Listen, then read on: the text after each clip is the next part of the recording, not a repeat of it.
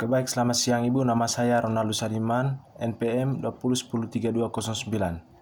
Saya dari kelas 2020G.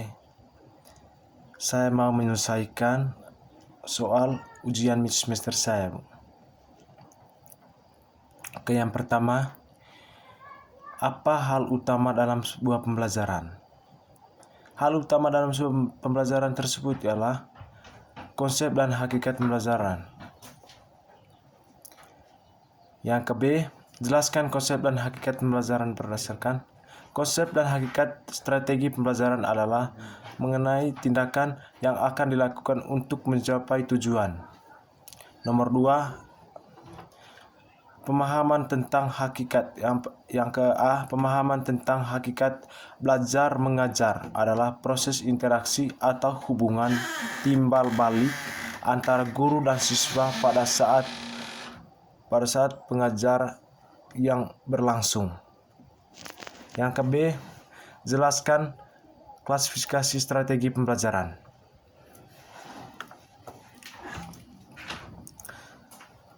Untuk dapat digunakan sebagai kerangka acuan yang guna memahami dan memilih secara lebih tepat serta menggunakan secara efektif dalam menciptakan sistem lingkungan belajar mengajar.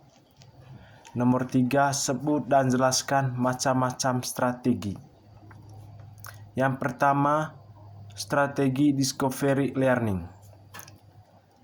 Strategi discovery learning adalah teori yang didefinisikan sebagai proses pembelajaran yang tidak disajikan dengan pembelajaran dalam bentuk filenya. Yang kedua, strategi inquiry learning. Strategi ini sebagai pembelajaran yang mempersiapkan situasi bagi anak untuk melakukan eksperimen sendiri. Yang ketiga, strategi problem based learning. Strategi ini adalah metode pengajaran yang berceritakan adanya permasalahan nyata sebagai konteks untuk para peserta didik belajar berpikir kritis dan keterampilan memecahkan masalah dan memperoleh pengetahuan. Yang keempat, strategi project based learning. Pembelajaran yang menggunakan proyek kegiatan sebagai media, peserta didik melakukan eksplorasi, penilaian, interpretasi, sintesis, dan informasi untuk menghasilkan berbagai bentuk belajar. Yang terakhir, strategi sensitive learning adalah proses pembelajaran yang dirancangkan sebagai rupa agar peserta didik secara aktif mengonstruksi konsep hukum atau prinsip melalui tahap-tahap mengamati. Nomor 4, perbedaan ketiga pendekatan. Yang pertama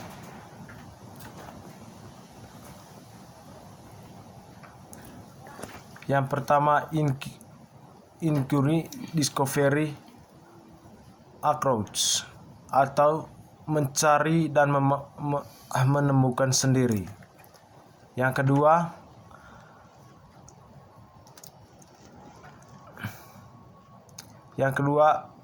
expository approach, menemukan pada penyampaian informasi yang disampaikan sumber belajar kepada warga belajar.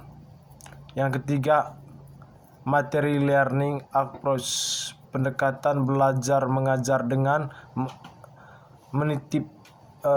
menitipkan pada pengumuman atau bahan secara tuntas kepada siswa.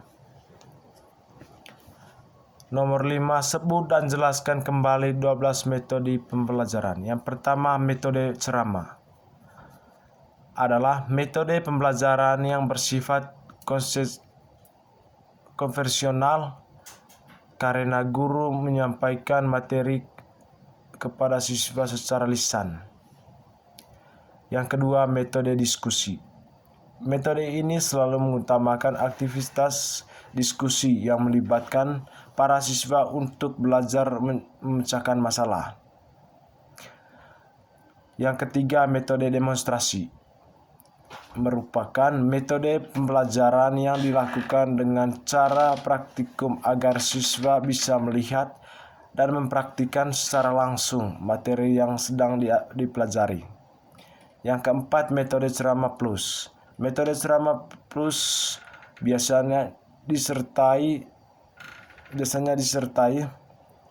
metode yang lain saat menyampaikan materi diskusi, tanya jawab, demonstrasi, dan latihan.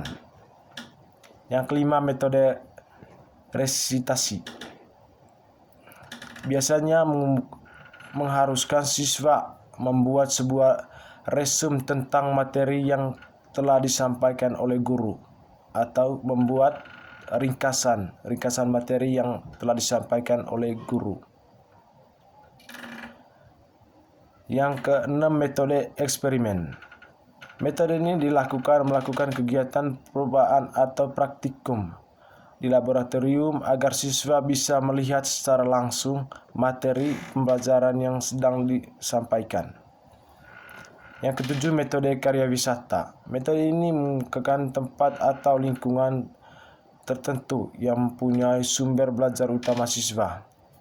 Yang kedelapan, metode latihan. Metode pembelajaran dilakukan dengan melatih keterampilan kepada siswa dengan merangsang mendapatkan atau membuat sesuatu. Yang kesembilan, metode perancangan.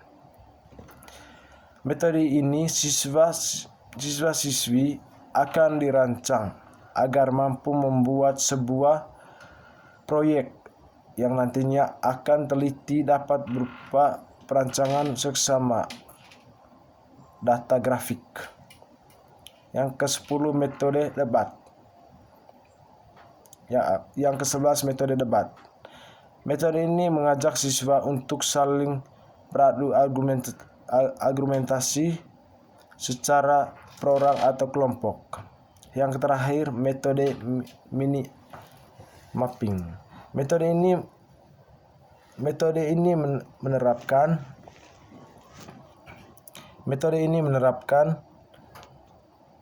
cara berpikir siswa